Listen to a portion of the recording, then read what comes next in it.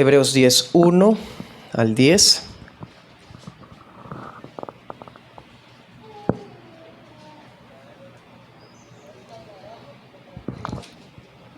Les invito a colocarse en pie, vamos a leerlo a una voz.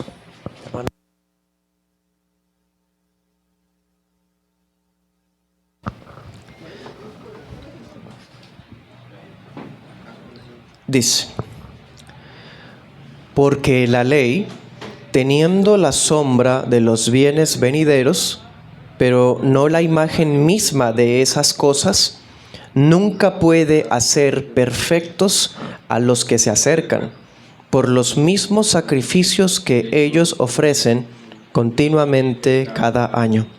De otra manera, cesarían de ofrecerse, porque los que tributan este culto, una vez limpios, no tendrían más conciencia de pecado.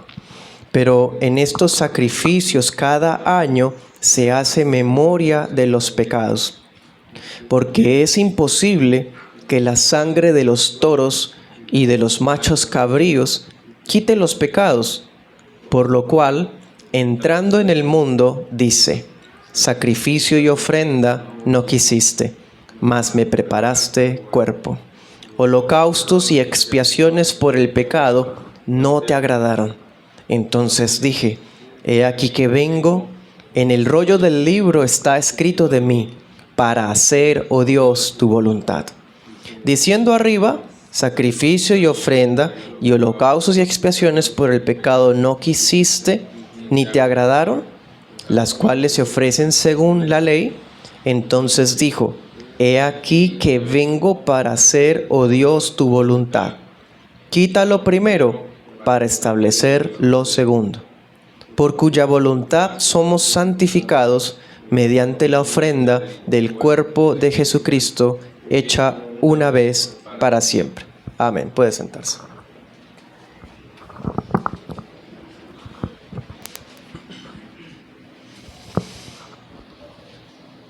Titulamos la enseñanza Santificados en el cuerpo de Jesús. Santificados en el cuerpo de Jesús. Recordemos que estamos en la porción del libro de Hebreos donde él quiere demostrar, el autor, que el nuevo pacto es mejor que el anterior.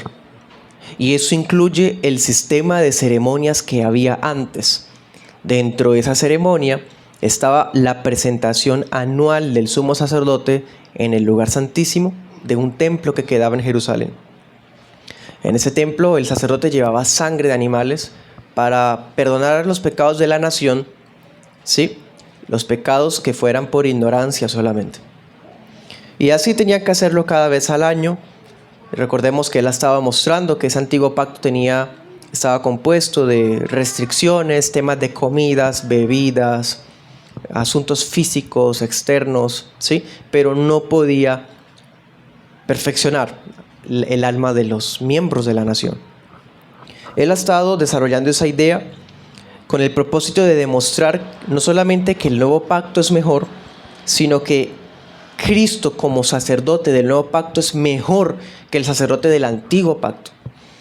¿Sí? De hecho, es tan mejor, si me permite la expresión, que hasta lo que Jesús ofreció es superior a lo que el sacerdote de antes ofrecía. ¿Qué ofrecía el sacerdote de antes? Sangre de animales. ¿Qué ofrece Jesucristo? Bueno, eso es lo que veremos en esta mañana. Entonces el apóstol apela a testimonios bíblicos que demuestran la ineficacia de las ceremonias antiguas y también demuestra bíblicamente la razón por la que el sacrificio del Nuevo Testamento es eficaz. Bueno, veremos el tema en 2 puntos. Versículos del 1 hasta el 4 veremos la ineficacia de los sacrificios levíticos. Y el segundo punto, del 5 al 10, veremos eficacia bajo la voluntad de Dios.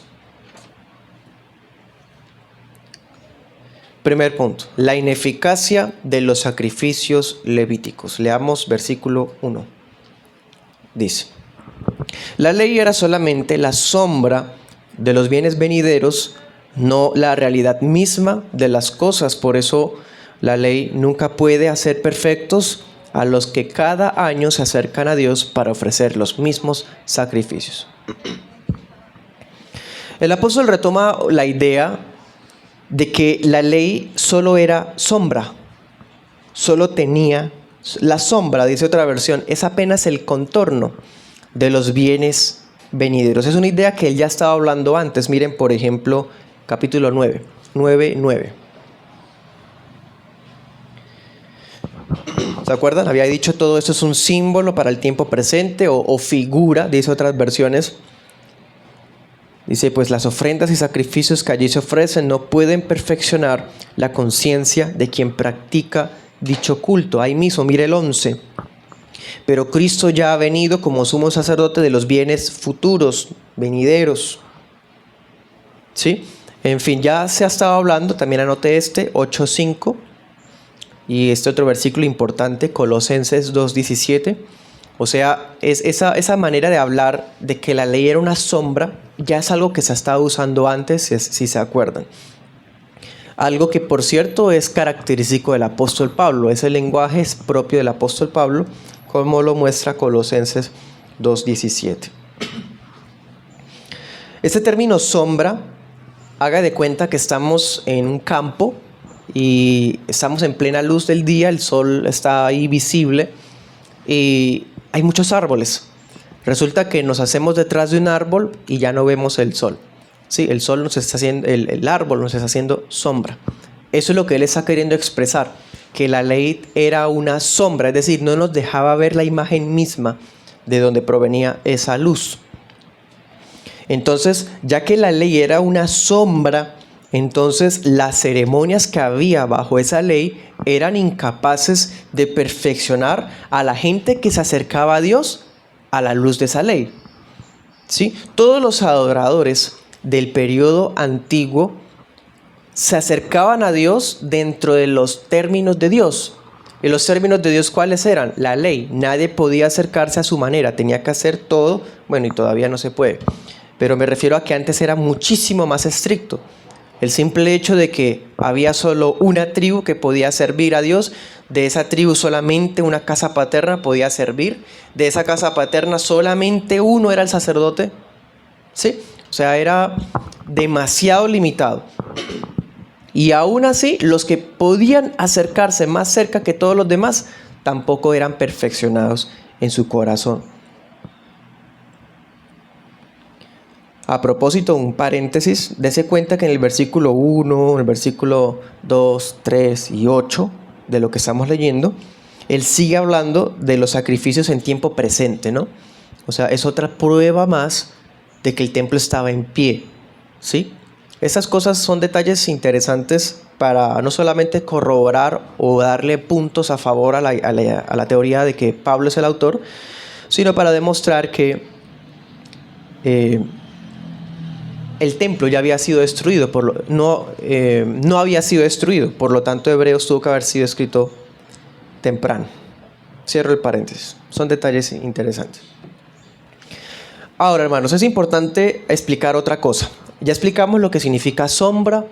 Cuando hablamos de bienes venideros, estamos haciendo referencia a que todo aquello que Cristo iba a traer en su llegada, en su venida, para ellos era venidero, era futuro, pero pues ya para nosotros son los bienes que ya llegaron, ¿sí?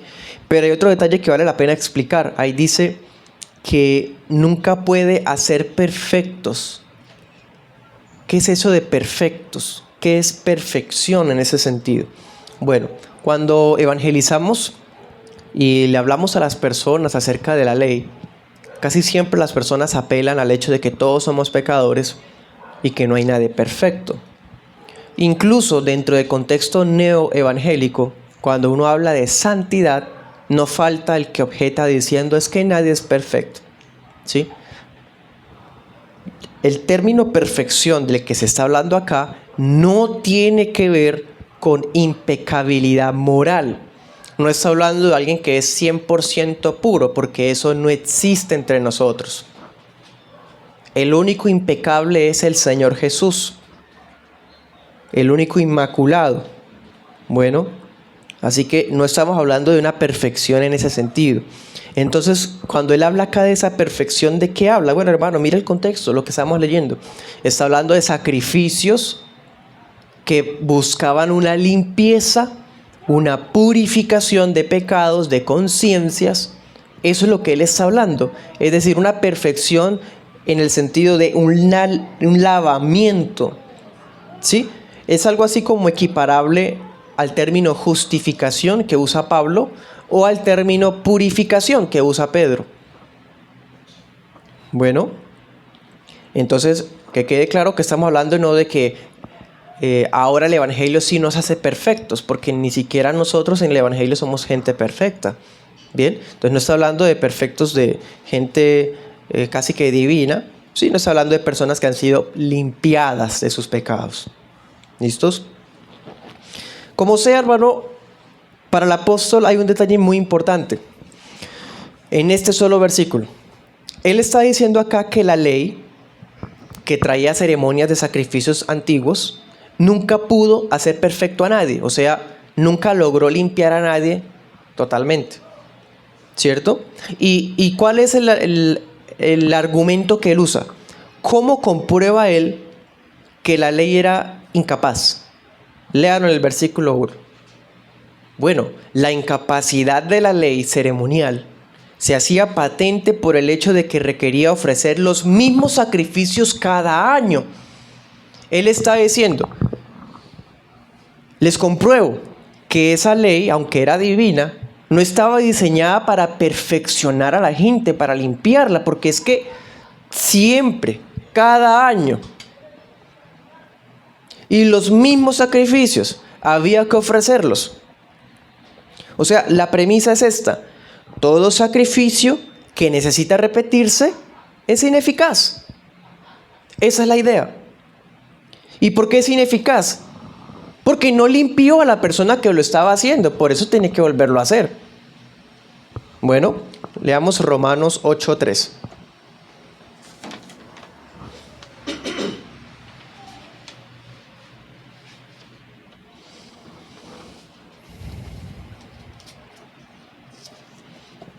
Dice, lo que para la ley era imposible hacer por la debilidad de la carne, Dios lo ha hecho. Por causa del pecado envió a su Hijo en condición semejante a la de los pecadores y condenó al pecado en la carne.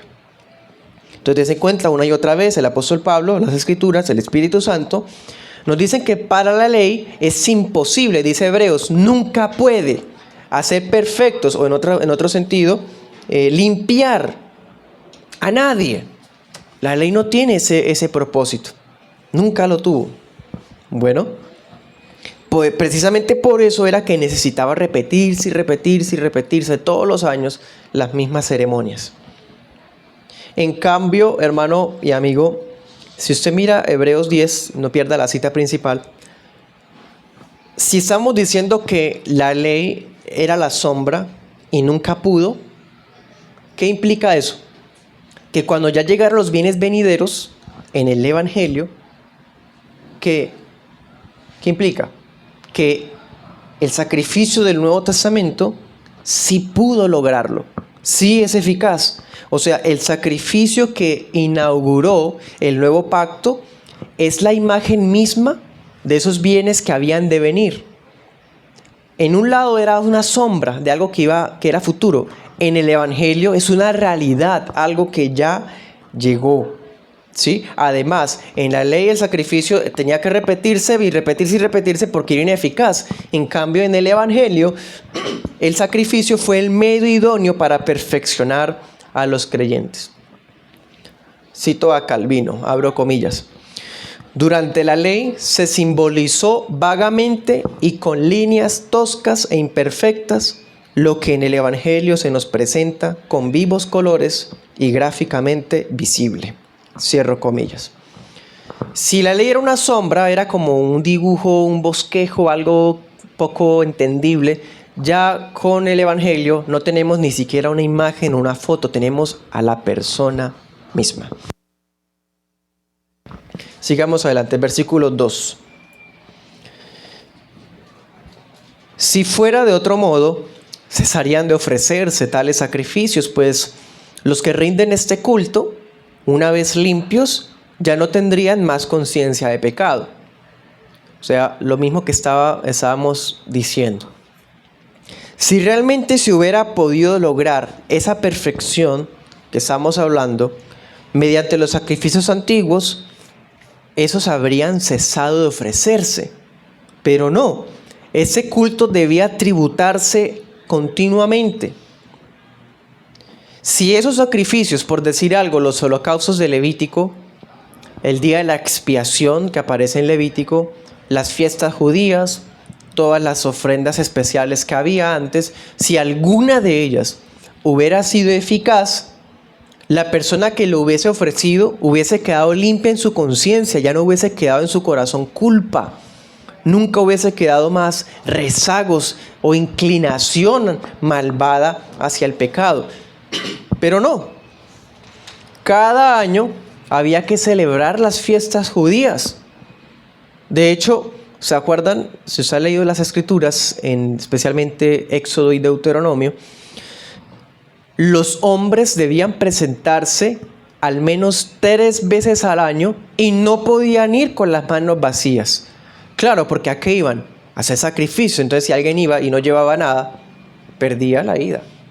El culto, ¿cómo era? Ofreciendo un sacrificio, sangre. Debía llevar holocaustos, debía llevar ofrendas, debía llevar expiaciones. Bueno, aquí el autor de Hebreos habla de 4 cosas, ¿no? Muy interesante. Citando Salmos. ¿Se acuerda? Sacrificio, ofrenda, holocaustos y expiaciones. Los 4 tipos de sacrificios que había antes. La gente tenía que llevarlos 3 veces al año mínimo, todos los años. ¿Sí? Entonces, la situación de los adoradores, de los santos del Antiguo Testamento, de todas las personas que vivían bajo ese tiempo, bajo ese régimen, bueno, la situación de ellos era parecida como a esas personas que requieren tratamientos médicos, que les alivian los síntomas, pero que no les da verdadera cura. Entonces es como esa persona que tiene cierta enfermedad y ya encontraron que tiene, pero tiene que ir al médico cada mes para que le revisen cómo está, mejor dicho, le den cierta medicina que debe tomar continuamente. La persona está bien, o sea, el tratamiento está funcionando, los sacrificios sí perdonaban, sí limpiaban en cierta manera, pero no eran eficaces porque no lo quitaban. Tenía la persona que estar prácticamente tomando las pastillas, tomando los medicamentos, ¿sí? Llevando los sacrificios. ¿Me hago entender? Esa era la situación de la gente en el Antiguo Testamento. Sigamos leyendo, versículos 3 y 4. Pero en estos sacrificios cada año se hace memoria de los pecados, porque la sangre de los toros y de los machos cabríos no puede quitar los pecados. Estoy leyendo la Reina Valera 2020.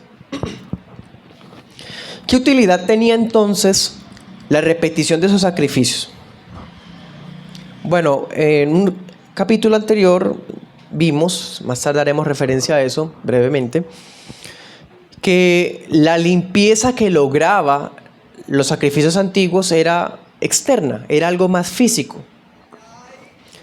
De todas formas, aquí el apóstol nos dice, no solamente había una limpieza temporal, externa, había otro detalle y de hecho creo que esto resume mejor la utilidad de los sacrificios de antes. ¿Cuál es la utilidad? Versículo 3, hacer memoria de los pecados. Para eso servían los sacrificios, para eso servía la ley, sencillamente para recordar los pecados una y otra vez todos los años.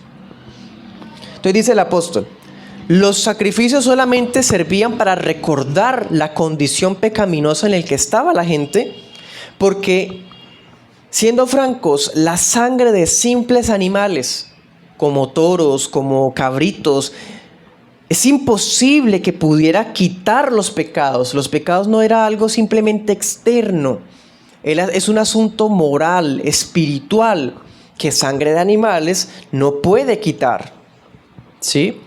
Y eso no solamente lo decimos nosotros en el cristianismo. Los profetas predicaron de eso muchas veces. Anote las citas. Primera de Samuel 15:22.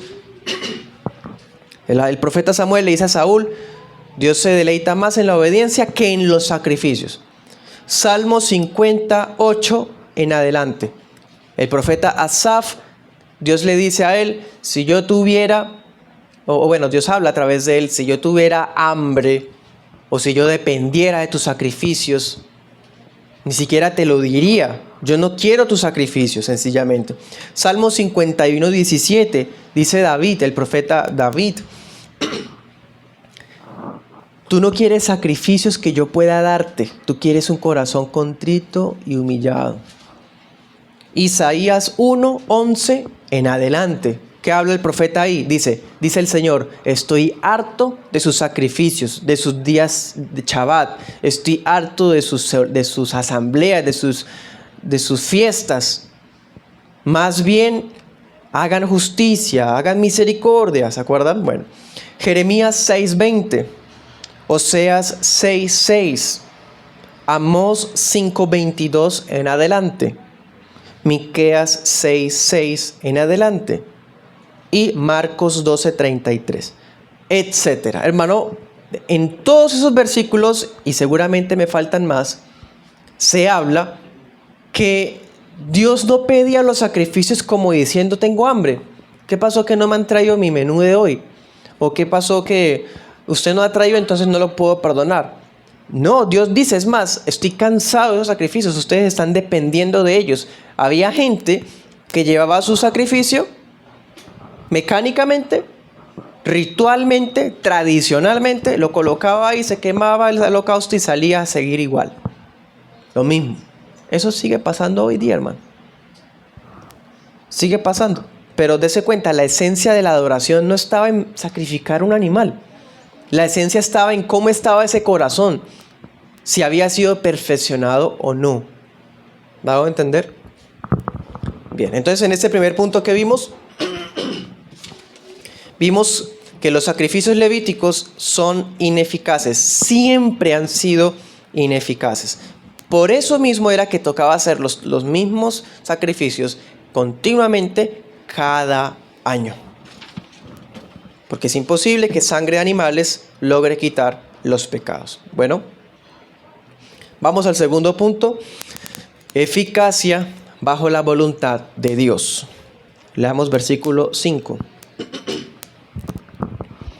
Por lo cual, al entrar en el mundo, dice: sacrificio y ofrenda no quisiste, mas me diste un cuerpo. Wow, este es de los versículos que a mí más me fascinan de todo el libro de Hebreos, en lo personal.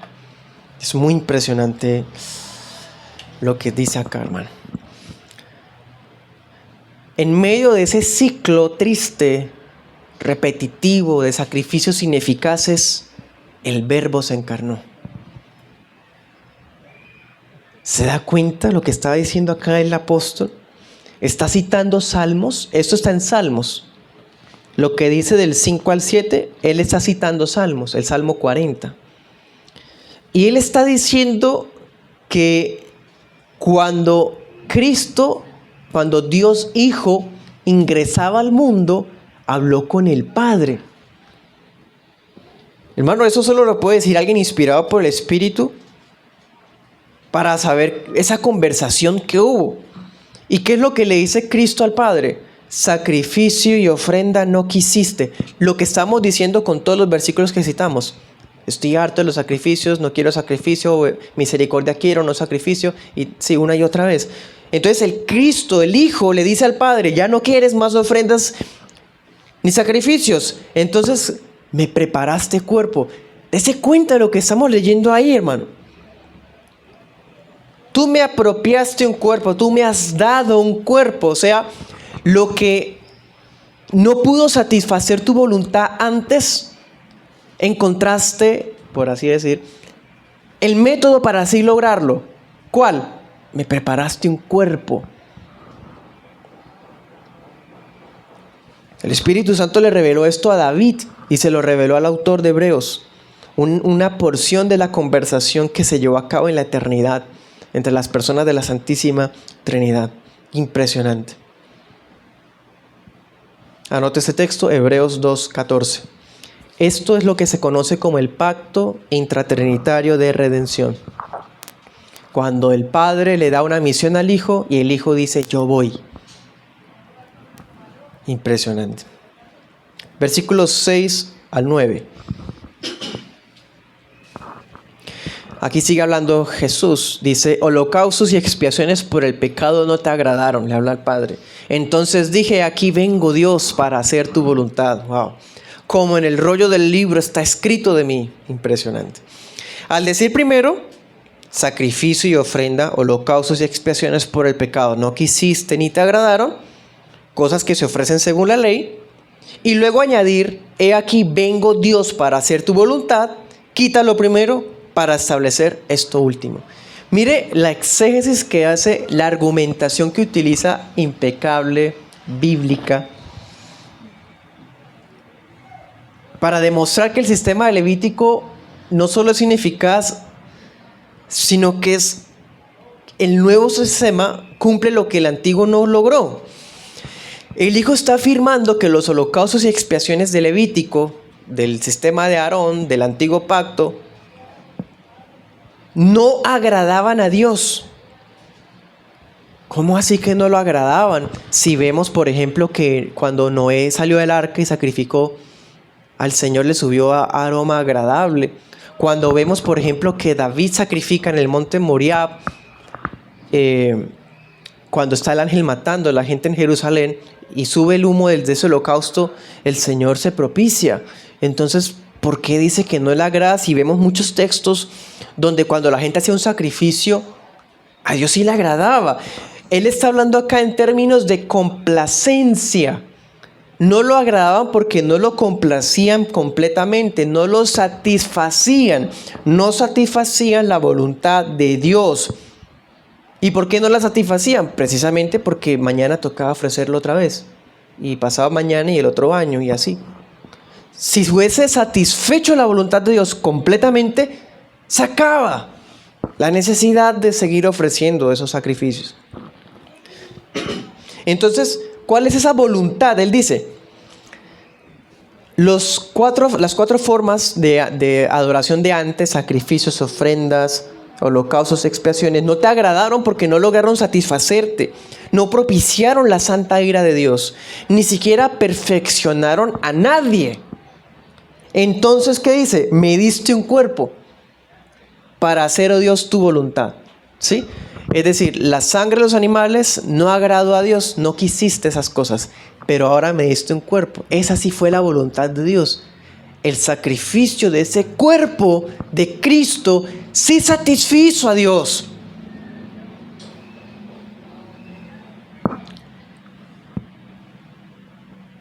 Él vino para llevar a cabo esa voluntad, porque así estaba decretado que hiciera.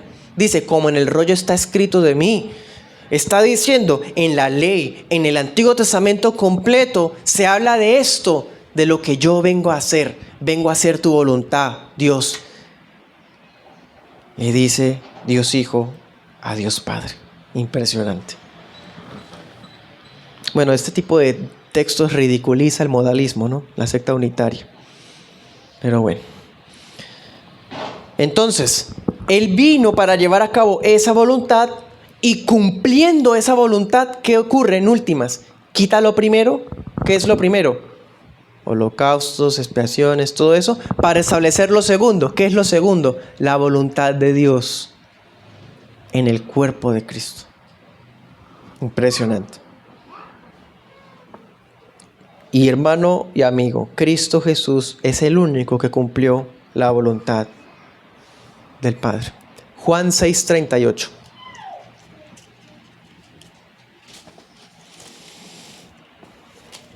Juan 6:38.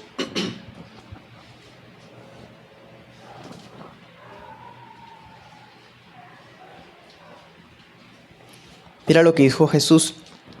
He descendido del cielo no para hacer mi voluntad, sino la voluntad del que me envió. He aquí vengo, Dios, para hacer tu voluntad. Anoten este otro. Mateo 26:42, ¿se acuerdan? En Getsemaní, Padre, que no se haga mi voluntad, sino la tuya. Siempre, hermano, siempre. Cristo logró eso. Anota este otro, Gálatas 1:4. Volvamos a Hebreos.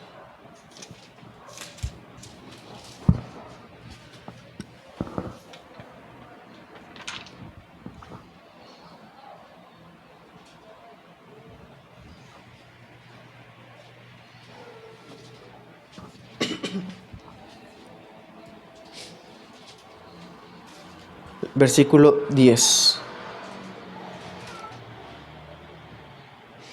En virtud de esa voluntad, ¿cuál voluntad?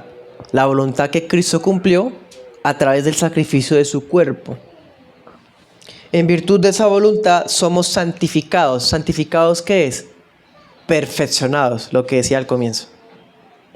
¿Sí? Lo que la ley nunca puede perfeccionar a los que se acercan, Cristo sí lo logró. Dese cuenta, si está hablando de perfección en términos de santificación, de purificar algo, santificar algo, consagrar algo. Bueno, sigue diciendo, versículo 10, somos santificados mediante la ofrenda del cuerpo de Jesucristo hecha una vez para siempre. Hermano, si mal no estoy, esta es la única vez en la Biblia, o bueno, uno de los textos más explícitos que habla de ofrenda de cuerpo. Casi siempre habla de sangre, pero aquí él usa la palabra cuerpo adrede para mostrar que Cristo cumple el Salmo 40, lo que había dicho que iba a realizar. Leamos 1 de Pedro 2:24.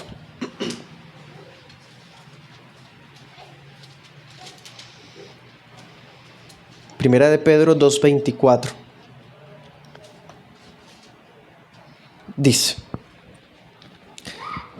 Cristo mismo llevó nuestros pecados en su cuerpo sobre el madero, para que nosotros, una vez muertos a los pecados, vivamos para la justicia. Vivamos para la justicia, santificados, hechos perfectos. Bueno. Entonces, ¿qué vimos en ese segundo punto? Que la eficacia del sacrificio del nuevo pacto recae en el hecho, o se explica en el hecho de que es el cumplimiento de la voluntad que el Padre le delegó al Hijo y que el Hijo logró cumplir, entregándose completamente y santificando a los adoradores. Lo que la ley no logró antes, este sacrificio sí lo logró, bajo la voluntad de Dios Padre. Bueno, entonces para terminar, les voy a compartir 3 aplicaciones. Primera aplicación. El sacrificio de Jesús posee tan grande gloria que todos los santos que pecaron bajo la vigencia del Antiguo Testamento, todos ellos fueron cubiertos por ese sacrificio perfecto.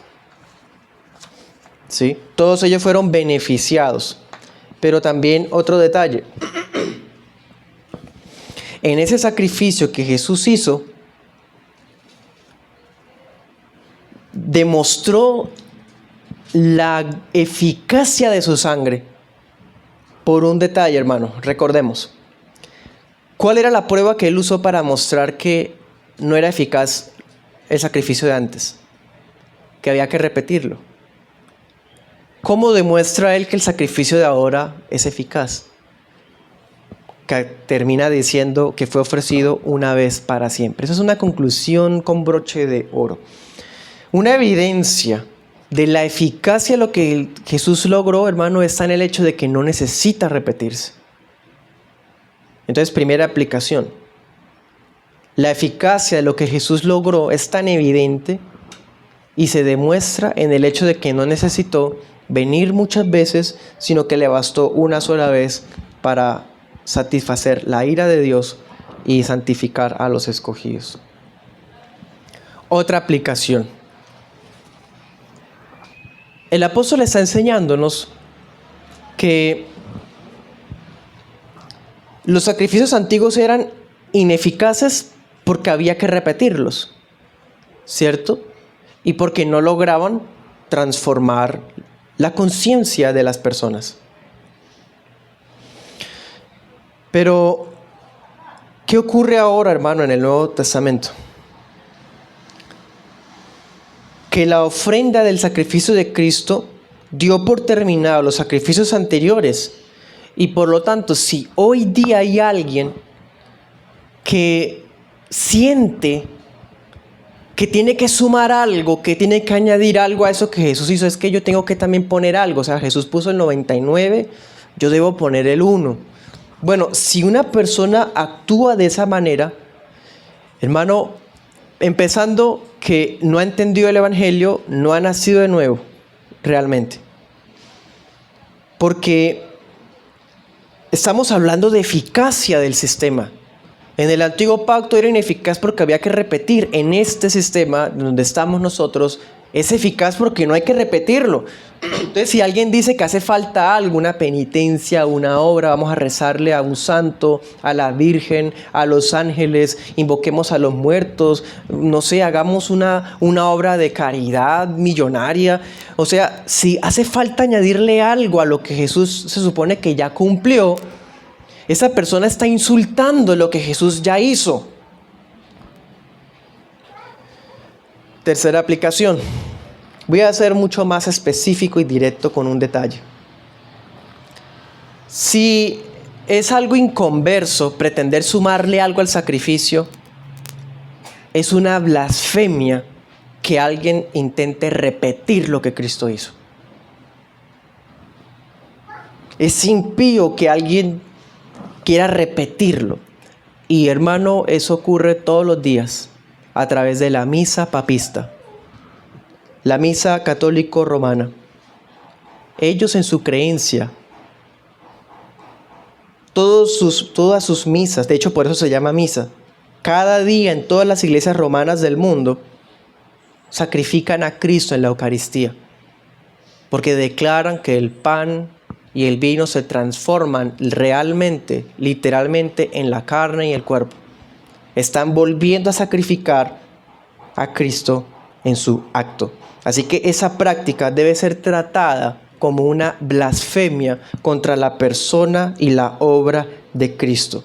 Vimos acá en las Escrituras, los sacrificios de la ley eran débiles porque había que repetirlos anualmente para otorgar perdón. Pero esta gente, siervos del anticristo, repiten no anualmente, sino todos los días el sacrificio de Cristo para otorgar perdón, pero mañana hay que volverlo a sacrificar en la misa. O sea, tratan a Cristo como esos becerros que había que sacrificar diariamente y no confiesan que bastó uno solo y punto. No podemos, hermanos, tratar a Cristo como si fuera ineficaz lo que Él logró. Bueno, y última aplicación, algo muy importante. Este texto demuestra, declara, confirma nuestra confesión trinitaria. Vemos, hermanos, que la voluntad del Padre era decretada a favor de su pueblo. ¿De qué? Perfeccionarnos, dar salvación a los suyos. Y eso lo logró el Hijo de Dios, cuando vino voluntariamente, se hizo hombre, se hizo carne entre nosotros y se entregó por nosotros. Ahora el Espíritu Santo nos da la luz para poder descifrar, entender y abrazar estas enseñanzas maravillosas para nuestras vidas. Amén. Oremos.